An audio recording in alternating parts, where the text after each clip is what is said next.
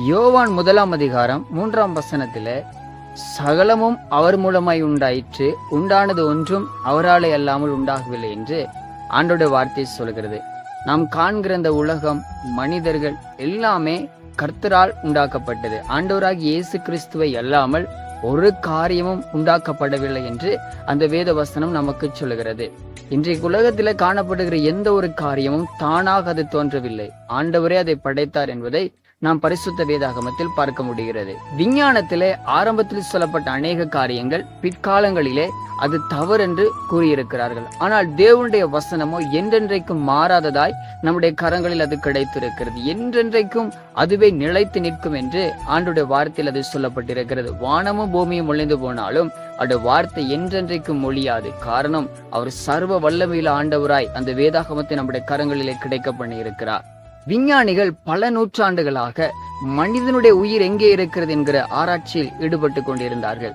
ஆனால் பரிசுத்த வேதாகமத்தில் ஆதியாகமம் என்கிற அந்த புத்தகத்திலே, முதலாவது புத்தகத்திலேயே மனிதனுடைய உயிர் அவனுடைய இரத்தத்தில் இருக்கிறது என்று ஆண்டவர் எழுதி வைத்திருக்கிறார். விஞ்ஞானிகள் நட்சத்திரங்கள் ஒரு குறிப்பிட்ட எண்ணிக்கையில் தான் வானத்தில் காணப்படுகிறது என்று சொல்லி அதனுடைய எண்ணிக்கை இவ்வளவுதான் என்று அறிவித்திருந்தார்கள். ஆனால் தேவனுடைய வசனமோ நட்சத்திரங்கள் எண்ணப்படாததாய் இருக்கிறது, அது ஒன்றுக்கொண்டு விசேஷித்த தன்மையுடையதாய் இருக்கிறது என்று சொல்லுகிறது.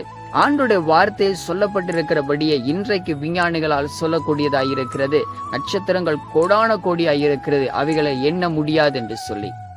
அடுத்ததாக பூமியினுடைய வடிவம். ஆரம்ப நாட்களிலே மனிதர்கள் நினைத்து கொண்டிருந்தார்கள் பூமி தட்டையானது, நாம் அப்படியே நடந்து சென்றால் ஒரு இடத்தில் அப்படியே கீழே விழுந்து விடுவோம் என்று. ஆனால் பூமியுடைய வடிவம் பிற்காலங்களில் தான் விஞ்ஞானிகளால் கண்டுபிடிக்கப்பட்டது. தட்டையானது அல்ல, அது கோள வடிவமானது, அதாவது ஒரு உருண்டை வடிவமானது என்று சொல்லி. அதை பரிசுத்த வேதாகமம் சொல்லுகிறது, பூமி உருண்டையின் மேல் வீற்றிருப்பவர் என்று சொல்லி.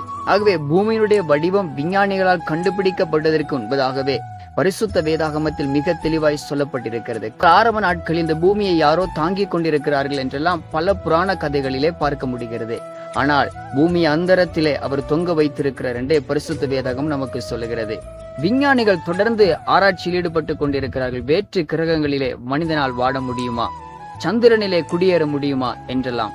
ஆனால் வேதமோ சொல்லுகிறது, பூமியையோ மனுபுத்திரருக்கு கொடுத்தார் என்று சொல்லி. ஆண்டவர் பூமியை தான் மனிதர்களுக்கு கொடுத்திருக்கிறார். மனிதன் வாழக்கூடிய, அவன் சுவாசிக்கக்கூடிய சகல காரியமும் இங்கேதான் இருக்கிறது. காரணம், இந்த பூமியை தான் ஆண்டவர் மனிதர்களுக்கென்று படைத்தார். இந்த தேவ செய்தியை கேட்டுக்கொண்டிருக்கிற சகோதரனே, சகோதரியே, பரிசுத்த வேதாகமத்தில் சொல்லப்பட்டிருக்கிறபடிதான் எல்லா காரியமும் நடந்திருக்கிறது, நடந்து கொண்டிருக்கிறது. இனி நடக்க இருக்கிற காரியமும் பரிசுத்த வேதாகமத்தில் சொல்லப்பட்டிருக்கிறவைகளே.